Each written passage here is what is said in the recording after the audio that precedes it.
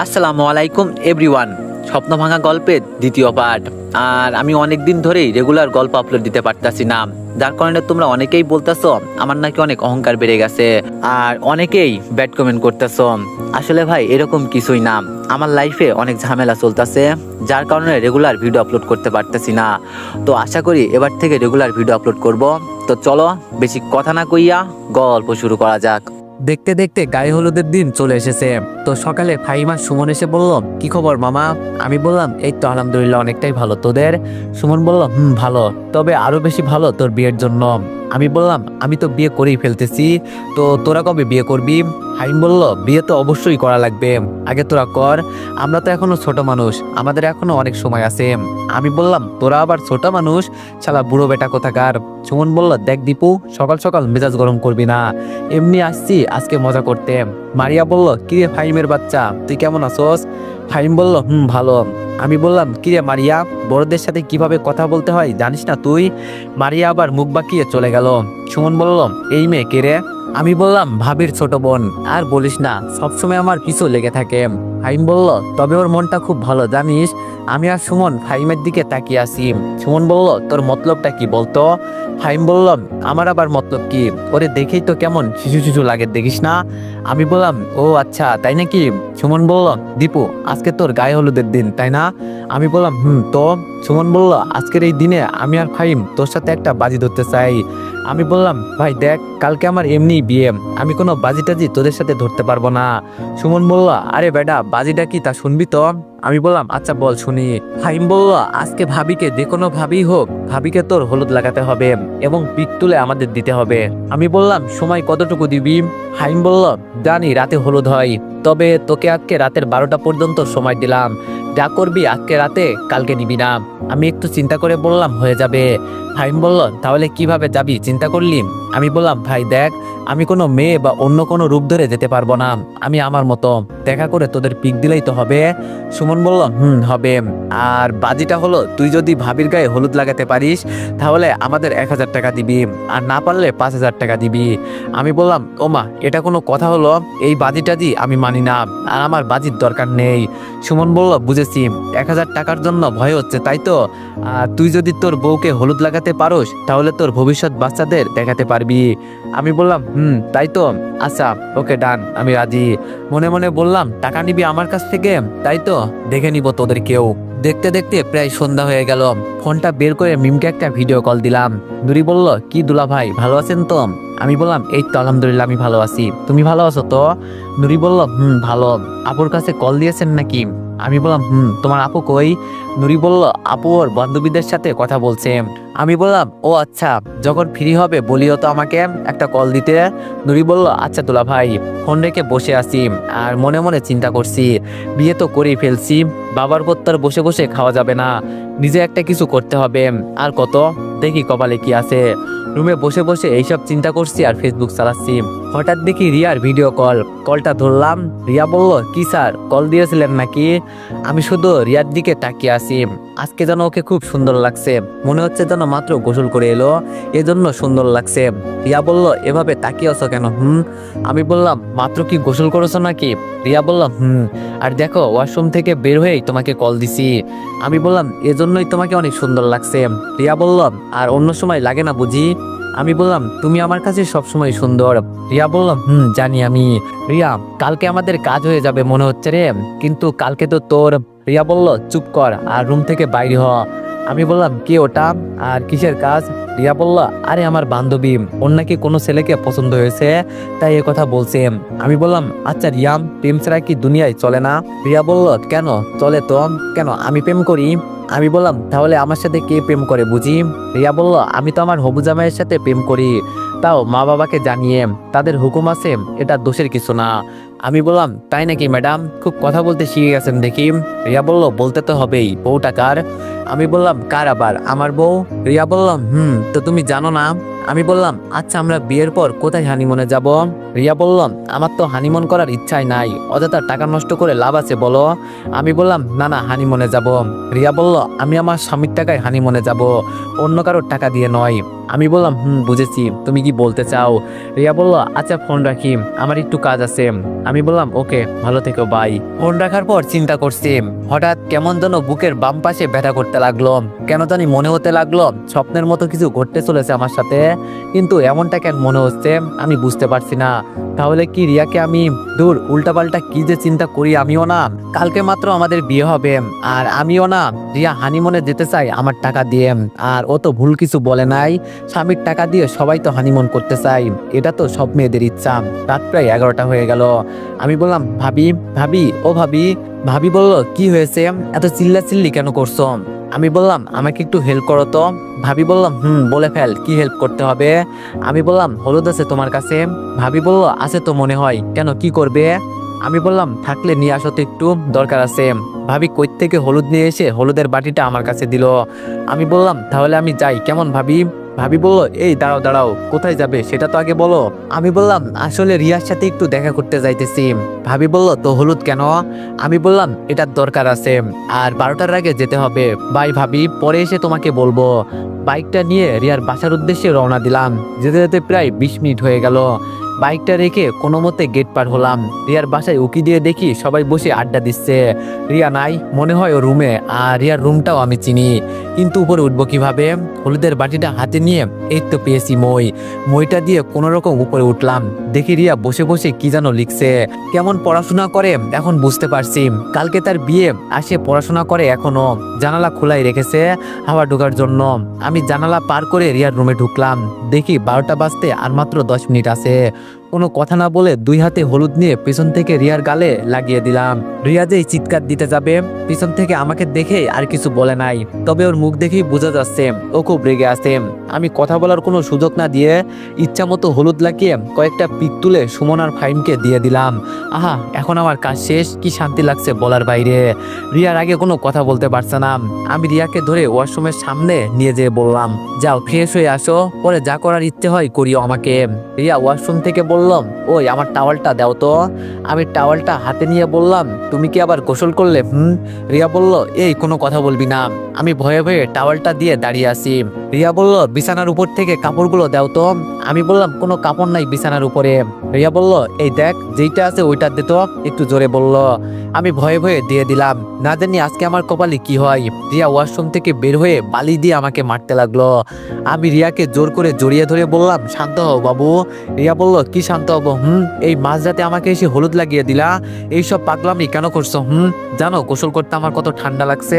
আমি রিয়াকে ছেড়ে কান ধরে বললাম সরি সরি, আমাকে মাফ করে দাও, আর আমারও ইচ্ছে ছিল তোমাকে হলুদ দিতে, এজন্য দিলাম। এখন যদি সুমন আর ফাইমের কথা বলি, ওদের অবস্থা পরে খারাপ করে দিবে রিয়া। রিয়া বললাম এই রাতে আমাদের বাসায় আসছো, তোমার ঠান্ডা লাগে নাই, গায়ে একটা গেঞ্জি শুধু। আমি বললাম তুমি জানো না ভালোবাসায় মানুষ 7 সাগর পাড়ি দিতে রাজি। রিয়া বলল অনেক ভালোবাসো না আমায়। আমি রিয়ার চোখের দিকে তাকিয়ে চশমাটা খুলে আমার হাতে নিলাম।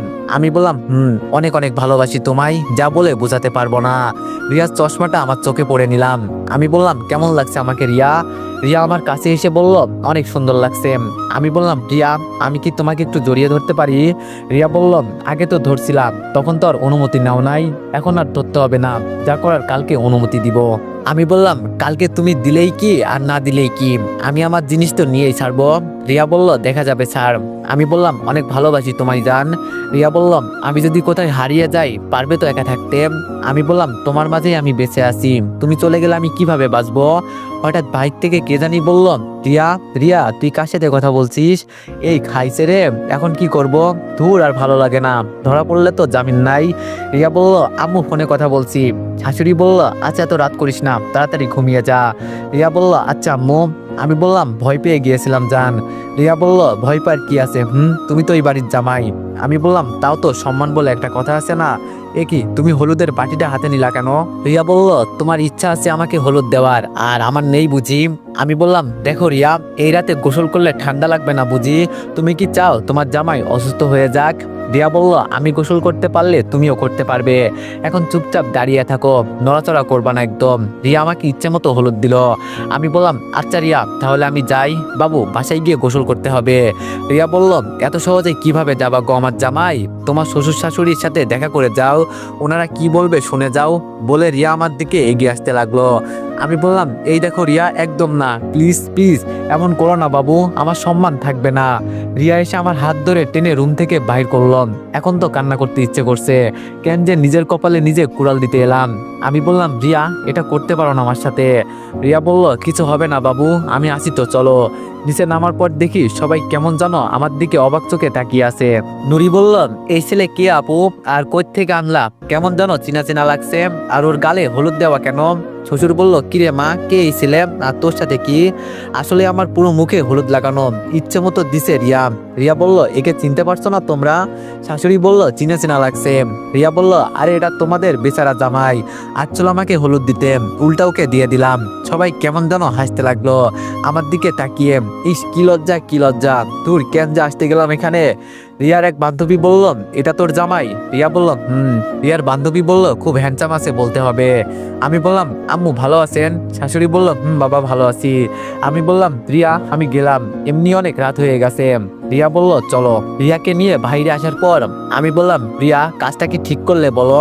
রিয়া বলল, আরে আমার বান্ধবীরা দেখতে চেয়েছিল তোমাকে, এজন্য দেখিয়ে দিলাম। আমি বললাম, জানো আমি আজকে কতটা লজ্জা পেয়েছি? রিয়া বলল, ওরে আমার লজ্জাপতি রে। আমি বললাম, আচ্ছা রিয়া, তাহলে আমি যাই। বাইকের উপরে উঠতেই রিয়া বলল, ঠান্ডা লাগবে না? আমি বললাম, আরে কিছু হবে না, তুমি রুমে যাও। রিয়া ওর গা থেকে ওড়নাটা নিয়ে আমার গায়ে পিছিয়ে দিয়ে বলল, এখন যাও। আমি একটা হাসি দিয়ে রিয়ার কপালে চুমু দিলাম। আমি বললাম, আসি, আরেকবার বাসর ঘরে দেখা হবে। রিয়া লজ্জা পেয়ে বলল, তুমিও না, বলে চলে গেল। আমিও বাইক চালাতে লাগলাম। কলিং বেল দিতেই আম্মু এসে দরজা খুলে দিল। আম্মু বলল, কিরে তোর এই অবস্থা কেন, আর মেয়েদের ওড়না তোর শরীরে কেন? আমি বললাম, আম্মু তুমি তো জানো আমার অনেক শখ থাকে। আম্মু বলল, তো এজন্য কি তোর পুরো শরীরে হলুদ লাগানো? গোসল না করলে তো মনে হয় হলুদ যাবে না। আমি বললাম, আসলে আম্মু হয়েছে কি, আমি লুকিয়ে তোমার বৌমার বাড়িতে গিয়েছিলাম। আম্মু বলল, বুঝতে পারছি, আর বলতে হবে না, এখন গোসল করতে পারবি? আমি বললাম, করতে তো হবেই, এগুলো নিয়ে ঘুমানো যাবে না। আম্মু বলল, যা ফ্রেশ হয়ে আই, আমি টেবিলে খাবার দিচ্ছি। আমি বললাম, আম্মু তুমি বরং ঘুমিয়ে যাও, এমনি অনেক রাত হয়ে গেছে, আমি নিজের খাবার নিজে নিয়ে খাবনি। আম্মু বলল, আচ্ছা তাহলে আমি গেলাম। আমি বললাম, যাও আম্মু। আমি সরাসরি ওয়াশরুমে চলে গেলাম। ফ্রেশ হয়ে টেবিলে গিয়ে বসে খাবার খেতে লাগলাম। হঠাৎ দেখি ফোনটা বাজতেছে। এই সময় আবার কে কল দিল? ফোনটা হাতে নিয়ে দেখি রিয়া। আমি বললাম, কি ব্যাপার রিয়া, তুমি এখনো ঘুমাও নাই? রিয়া বলল, আমি ঘুমাই গেলে আমার স্যারের খোঁজ খবর কে নিবে? আমি বললাম, আমি কি তোমার মতো মেয়ে? রিয়া বলল, তুমি কালকে থেকে আমার স্বামী, তাই আমি চাই না আমার স্বামীর কিছু হয়ে যাক। আমি বললাম, বাবা এত চিন্তা আমার জন্য? আচ্ছা কি করেন এখন ম্যাডাম? রিয়া বলল, এই তো মাত্র শুইলাম, আর মনে মনে চিন্তা করলাম তুমি কি বাসায় গেছো, নাকি তোমার কথা চিন্তা করতে ঘুমাতে পারি নাই। আমি বললাম, এটাকেই বলে খাঁটি ভালোবাসা। রিয়া বলল, হয়তো। আচ্ছা তুমি কি করো? আমি বললাম, এখন ভাত খাচ্ছি। রিয়া বলল, এখন খাবার খাইতেছো? আমি বললাম, রিয়া বলল, কি দিয়ে খাচ্ছ? আমি বললাম, মাছ আর মাছের ভর্তা। রিয়া বলল, জান, মাছের ভর্তা আমার খুব প্রিয় খাবার। আমি বললাম, নিয়ে আসবো নাকি তোমার জন্য আবার? রিয়া বলল, এই পাগল, আমি বলছি এমনি এত কষ্ট করে এই রাতে একবার আইসো, আমি চাই না আবার আসতে, পরে দেখা যাবে সকালে তুমি অসুস্থ হয়ে যাবে, পরে আমার বিয়ের কি হবে? আমি একটা হাসি দিলাম। আমি বললাম, আমার লক্ষ্মী বাবুটা, এখন ঘুমিয়ে যাও। রিয়া বলল, কিন্তু আমার তো ঘুম আসছে না। আমি বললাম, আজকে না ঘুমালে কালকে রাতে কিন্তু ঘুমাতে দিব না। রিয়া বলল, কেন দিবা না কেন?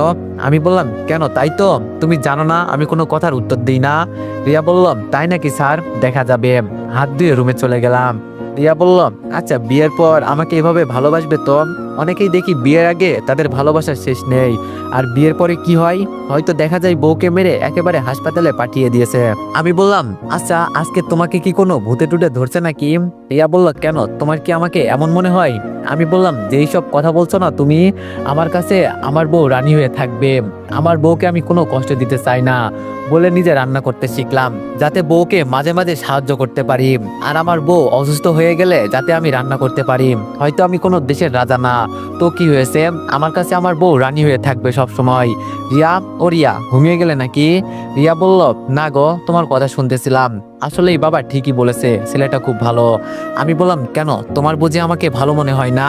রিয়া বলল, প্রথম প্রথম সব ছেলেদের বিশ্বাস করা যায় বলো? আমি বললাম বুঝতে পারছি, তুমি আমাকেও বিশ্বাস করো না। রিয়া বলল, এই আমি কি তা বলছি কখনো? আমি বলছি তোমার মতো স্বামীকে পেয়ে সত্যি আমি ভাগ্যবান। আমি বললাম সত্যি বলছো? রিয়া বলল, তুমি তো জানো আমার মিথ্যা বলার অভ্যাস একদমই নাই। আমি বললাম সেটা খুব ভালো করেই জানি। রিয়া বলল, আচ্ছা আমি কালকে কোন শাড়ি পরবো? আমি বললাম কেন, সবাই যেটা পরে ওইটাই পরবে। রিয়া বলল, না তোমার পছন্দ অপছন্দের একটা বিষয় আছে না? আমি বললাম পছন্দ করে বর্তমানে বিয়ের শাড়ি পরো, এই লাল শাড়িতে তুমি এমনিই পরি, আর আমার পছন্দের শাড়ি পরলে আমি তোমার রূপের আগুনে পুড়ে ছাই হয়ে যাব। রিয়া বলল, তাই নাকি স্যার? আমি বললাম আচ্ছা রিয়া, আজকে একটা কথা জিজ্ঞেস করব। রিয়া বলল, অনুমতি নিতে হবে না, বলে ফেলেন। আমি বললাম তাও অনুমতি নিতে হবে, কারণ তুমি এখন আমার বউ হও নাই। রিয়া বলল, এত প্রশ্ন না করে বলেন। আমি বললাম আচ্ছা চশমা না পড়লে হয় না রিয়া? রিয়া বলল, আসলে হয়, কিন্তু আমার চশমা ছাড়া ভালো লাগে না। প্রথম প্রথম তো এমনি পড়েছি, কিন্তু পরে অভ্যাস হয়ে গেছে, এজন্য পড়ি। কেন, তোমার কোনো সমস্যা কি? তোমার যদি কোনো সমস্যা হয় তাহলে বলো, আর পড়বো না। আমি বললাম ধুর, আমার আবার কিসের সমস্যা? চশমা পরলে তো তোমাকে আরো অনেক বেশি সুন্দর দেখাই। রিয়া বলল, ও মা গো শেষ। আমি বললাম কি হয়েছে? রিয়া বলল, কয়টা বাজে খেয়াল আছে তোমার? আমি বললাম কয়টা আর বাজবে, হয়তো 2টা। রিয়া বলল, আরে না, ঘড়ি দেখি 4টা বাজে। আমি বললাম হোয়াট, কি সব বলছো তুমি? রিয়ার কথা শুনে ঘড়ির দিকে তাকিয়ে দেখি সত্যি 4টা বাজে। রিয়া বলল, কি স্যার দেখছেন? আমি বললাম আজকে একটা জিনিস বুঝতে পারছি। রিয়া বলল, কি বুঝলেন? আমাকে একটু বুঝান, আমিও বুঝি। আমি বললাম মানুষ প্রেমে পড়লে এত বড় পাহাড় কিভাবে কেটে ফেলে তা আজকে বুঝতে পারছি। রিয়া বলল, আচ্ছা ফোন রাখি, এখন আমার বান্ধবীরা চলে আসবে, তুমি কিন্তু সময় মতো চলে আসবা, কোনো দেরি যাতে না হয়। আমি বললাম ম্যাডামের দিকে আর সহ্য হচ্ছে না। রিয়া বলল, ধুর তুমি ফোন রাখো তো, ইস আজকে একটু ঘুমাতেও পারি নাই। ফোন রেখে আমিও চিন্তা করছি কিভাবে সময় চলে গেল, কিছুই বলতে পারলাম না। ফোনটা হাত থেকে রেখে আবার ঘুমিয়ে গেলাম। যখন ঘুম ভাঙলো তখন দেখি দরজায় কে জানি টকটক দিচ্ছে। দরজা খুলতেই ফাহিমা সুমন আমার উপর এসে পড়লো। আমি বললাম, আরে শালারা, আগে আমার উপর থেকে ওঠ। ফাহিম বলল, এই তুই কি আজকে মরার মতো ঘুমাইলি নাকি? আজকে যে তোর বিয়ে, তার কি কোনো খেয়াল আছে? আমি বললাম আছে, সেটা তোদের বলতে হবে না। সুমন বলল, আরে শালা কয়টা বাজে দেখ। আমি বললাম হয়তো 8টা বাজবে। ফাহিম বলল, 11টা বাজে। আমি বললাম কি? সুমন বলল, কি না জি। আমি বললাম সব তোদের জন্য হয়েছে, রাতে যদি রিয়ার কাছে না যেতাম তাহলে আজকের এত সময় হতো না। ফাহিম বলল, কথা পরে বল, সবাই তোর জন্য বসে আছে। বাইরে গিয়ে সবকিছু রেডি করে আমিও রেডি হয়ে গেলাম, সবাই গাড়িতে উঠলাম। ভাবি বলল, কি আমার দেবর, বিয়ের ফিলিংসটা কেমন হচ্ছে? আমি বললাম কোনো ফিলিংস হচ্ছে না, মনে হচ্ছে যেন বক্সের নাচি কতক্ষণ। আমার কথা শুনে সবাই হাসতে লাগলো। দেখতে দেখতে শ্বশুর বাড়ি এসে গেলাম। সব ঝামেলা মিটিয়ে আমি গিয়ে আমার জায়গায় বসে গেলাম। আমার দুই পাশে ফাহিমা সুমন বসে আছে। সুমন বলল, দীপু তুই একটু একা বসে থাক, আমরা একটু ভিতর থেকে আসি। আমি বললাম কোথাও যেতে হবে না, এখানে বসে থাক, তোরা যে কেমন লুচ্ছ আমি জানি, পরে আমার মান ইজ্জত সব শেষ করে দিবি। ফাহিম বলল, ধুর সুমন চল তো, বলে ওরা উঠে চলে গেল। আর আমি একা একা বসে আছি, কেমনটা লাগে বলেন তো? খাওয়া দাওয়ার পর্ব শেষ করে বিয়ের পর্ব শেষ করলাম, তবে কবুল বলে একজনকে যে জীবন সঙ্গিনী হিসাবে পাওয়া যায় সেটাই দেখলাম আজকে। সবকিছু শেষ হতে না হতে রাত হয়ে গেল। রিয়াকে কোলে করে গাড়িতে তোলা লাগবে, এজন্য ফাহিম যাইতেছে। আমি ওকে ধরে বললাম, শালা কই যাস, আমার বউকে আমি নিতে পারবো, তোদের লাগবে না। আমি গিয়েই রিয়াকে কোলে নিয়ে গাড়িতে বসিয়ে আমি রিয়ার পাশে বসলাম। গাড়ি নিজের গতিতে চলতে লাগলো। তবে বিয়েতে মেয়েদেরকে অনেক কান্না করতে দেখেছি, তবে রিয়ার ক্ষেত্রে সেটা দেখিনি। ও কোনো কান্নাই করে নাই, হয়তো জানে কান্না করলে কিছুই হবে না। এটা আমার কাছে খুব ভালো লাগলো। আমি এটা বুঝি না, বিয়েতে যে মেয়েরা কোনো কারণে কান্না করে। হঠাৎ নুরি বলল, আপু তোমার বান্ধবী কল দিয়েছে। রিয়া নুরির কাছ থেকে ফোনটা নিয়ে কি জানি কথা বলল, তবে এটা শুনতে পারছি রিয়া বলল, রাতে রেডি থাকিস, আমি আসতেছি। রিয়া কি বলল আসতেছি, কই যাবে কিছুই তো বুঝতে পারছি না। আর আমার জানা মতে রিয়ার সব বান্ধবী রিয়ার সাথে আসছে, তাহলে এটা আবার কোন বান্ধবী কিছুই তো বুঝলাম না। দেখতে দেখতে বাসায় আসলাম, রিয়াকে কোলে করে আমার রুমে রেখে আসলাম। আমি ফাহিমা সুমনের সাথে ছাদে চলে গেলাম। আমি বললাম, সুমন আজকে আমার সাথে কিছু একটা হতে চলেছে রে মনে হচ্ছে। সুমন বলল, কি আর হবে, তুই বাবা ডাক শুনতে পারবি আর আমি মামু, বলেই ওরা হাসতে লাগলো। আমি বললাম, মজা করিস না, আমি সিরিয়াস, সত্যি আমার কেমন জানি মনে হচ্ছে। ফাহিম বলল, দূর বেটা শান্ত হ, বিয়ে করলে এমন চিন্তা ভাবনা সবারই হয়, কারণ দেখ আগে ছিলি তুই একা, এখন হয়েছে 2জন, একটা দায়িত্ব বাড়ছে, আবার পরে হবে আরেকজন, আবার আরেকটা দায়িত্ব বাড়বে, এজন্য চিন্তা তো হবেই, এটা সবার ক্ষেত্রেই। আমি বললাম হয়তো, তবে রিয়ার কথা আমাকে খুব ভাবাচ্ছে। ও আজকে রাতে কোথায় যাবে কিছুই তো বুঝতে পারছি না। আর কিসের কথা বললাম, হয়তো ওর বান্ধবীদের সাথে মজা করছে। সুমন বললাম কি রে, আবার কি চিন্তা করছিস? কই মজা করব তা না, তোর আবার মন খারাপ। ভাবি বলল দীপু দীপু। আমি বললাম কি হয়েছে ভাবি? ভাবি বলল যাও রুমে যাও, রিয়া তোমার জন্য অপেক্ষা করছে। আমি বললাম কি বলছেন ভাবি, আপনার মাথা খারাপ হয়ে গেছে? মাত্র বাজে 9টা, এত তাড়াতাড়ি রুমে গিয়ে কি করব? ভাবি বলল আমি বলি নাই রিয়া তোমাকে ডাকছে, আর তোমরা নাকি কালকে ঘুমাতে পারো নাই। আচ্ছা যাও রুমে, দেরি করো না। সুমন বলল বুঝছি মামু, ভাবির তো আর তোর সইছে না, যা তাড়াতাড়ি রুমে যা। আমি বললাম ধুর তোরাও না যে কি সব বলিস। বলেই নিচে নেমে আমার রুমের দিকে গেলাম। দরজায় দেখি মারিয়া আর আমার ফুফাতো বোন লামিয়া দাঁড়িয়ে আছে। আমি বললাম কি চাই এখানে, আমাকে রুমের ভিতরে যেতে দেন। মারিয়া বলল 5 লাগবে, 5 দে আর রুমে চলে যা। আমি বললাম 5 টাকা লাগবে তো বলবি না, এই নে 10 টাকা দিলাম, এখন সর যা। লামিয়া বলল 5 মানে 5,000 টাকা, আর আমরা কি ফকির নাকি যে 10 টাকা নিব? রুমের ভিতর থেকে রিয়া বলল ওই দিয়ে দাও তো, তোমার ছোট বোনেরাই তো। শুনি বাসর রাতে মেয়েরা কথা কম বলে, আর আমার বউ দেখি, এজন্য চীনা পরিচিত কাউকে বিয়ে করা উচিত নয়। মারিয়া বলল শুনলি তো ভাবি কি বলল, দিয়ে তাড়াতাড়ি। আমি বললাম সবাই মিলে আমাকে মেরে ফেলো। পকেট থেকে 5,000 টাকা বের করে ওদের দিয়ে দিলাম। ওরা যেতেই রুমের দরজা লাগিয়ে ভিতরে গেলাম। রিয়া উঠে আমাকে সালাম করে আবার গিয়ে খাটে বসলো। আমি রিয়ার ঘুমটাটা উঠিয়ে রিয়াকে কিছুক্ষণ দেখলাম। রিয়া বলল দেখা হয়েছে স্যার। আমি বললাম কিন্তু তুমি এত তাড়াতাড়ি রুমে ডাকলা কেন? জানো সবাই কি ভাবছে? রিয়া বলল আমি তোমাকে একটা কথা বলতে চাই। আমি বললাম আমি তোমার স্বামী, অনুমতি লাগবে? রিয়া বলল হয়তো এটাই তোমার সাথে আজকে আমার শেষ দেখা। তো এভরিওয়ান, সবাই নেক্সট পার্টের জন্য একটু বেশি বেশি লাইক আর কমেন্ট করে দিও। ধন্যবাদ।